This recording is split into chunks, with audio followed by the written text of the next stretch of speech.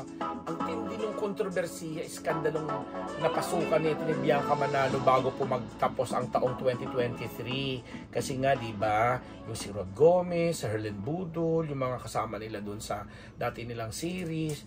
Tapos, yung ka-live-in o yung partner ni Rob Gomez na nag-booking di umano ng mga maging usapan nila o convo nila sa kanilang mga social media account na nadrag nga ang pangalan nitong si Bianca na tinuturing na di umano may relasyon dito kay Rob Gomez dahil may mga usapang kung ano-ano pa doon eh.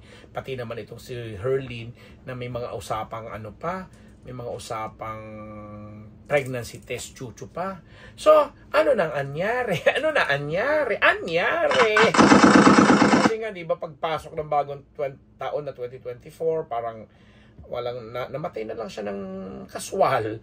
Hindi na rin pinag-usapan, hindi naman siguro dahil sa hindi mga kilala ang mga personalidad na sangkot, kundi hindi na rin siguro talaga binigyan ng masyadong pansin ng mga tao. Kasi nga, ano nga ba? Bakit nga ba hindi na pinansin? Kasi, dati may nabalitaan tayo may magdedemanda, idedemanda si ganito, kasi yun ang nagpalabas ng convo, dininay kasi ni Rob Gomez na sa kanya nanggaling yun, although nasa telepono niya yung mga conversation.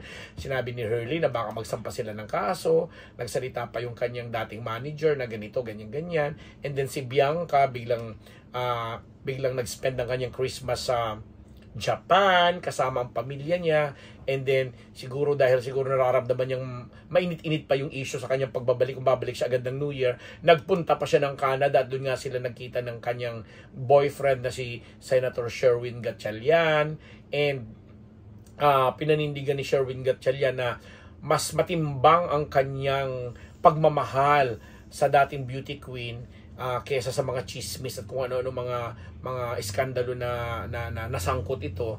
Kaya dead man lang siya sa kung ano man yung mga implikasyon at lumalabas ng mga chismis sa kanyang girlfriend na si Bianca Manalo. So nagkita pa sila, kasama sa Canada.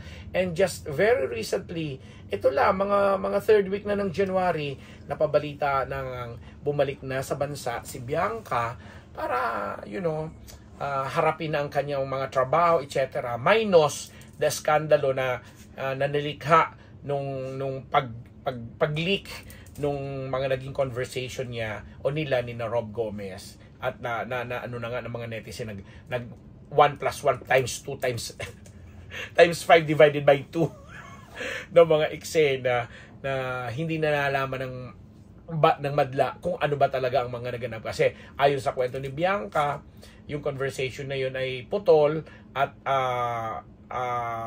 yung conversation na yon ay pagpapakita lamang ng kanilang friendship ni Rob dahil may ihahatid di umanong regalo para sa kanya bago siya umalis pa ng Japan. Habang ito naman si Rob, pinaninindigan niya ang kwentong nagkaroon sila ng pag-aaway ng kanyang partner o yung nanay ng kanyang anak yung nanay ng anak niya, yung nanay yung girl, yung dating beauty queen din, na nagkaroon sila ng pagtatalo at nakuha yung telepono sa kanya at pinilit yata siya o yung driver niya na ibigay yung kanyang password or what. Kaya para na-leak yung mga ganong conversation. Sa kabilang dako, si Herlin Budol na involved din doon, sinasabi namang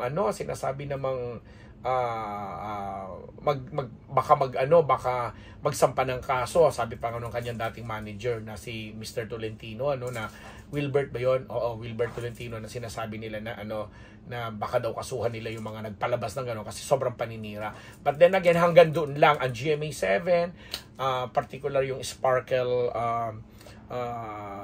Sparkle Agency, yung Sparkle Management, hindi na rin naglabas pa ng kung ano pang official na panayam or statement dahil para sa kanila it will die a natural death, kumbaga yung ganung mga klaseng usapin issue, kasi normal naman talaga sa showbiz ang mga iskandaluhang ganun, pero nakakabigla na talaga mga kontrobersi ang kinasasakutan. Pero at the end of the day, kaya natin na sinentro kay Bianca Manalo itong episode na to kasi talagang ito yung pagmamahala siguro nila ni Sherwin matibay, kasi alam naman din siguro ni Sherwin na na bago pa siya, marami na rin mga kontrobersiyang pinasok itong si Bianca, kagaya nga nung, di ba na-involve ito sa isang mayor na parang Holy Week pa yun, na parang halos nalubog yung bangka nila somewhere in Palawan, di ba?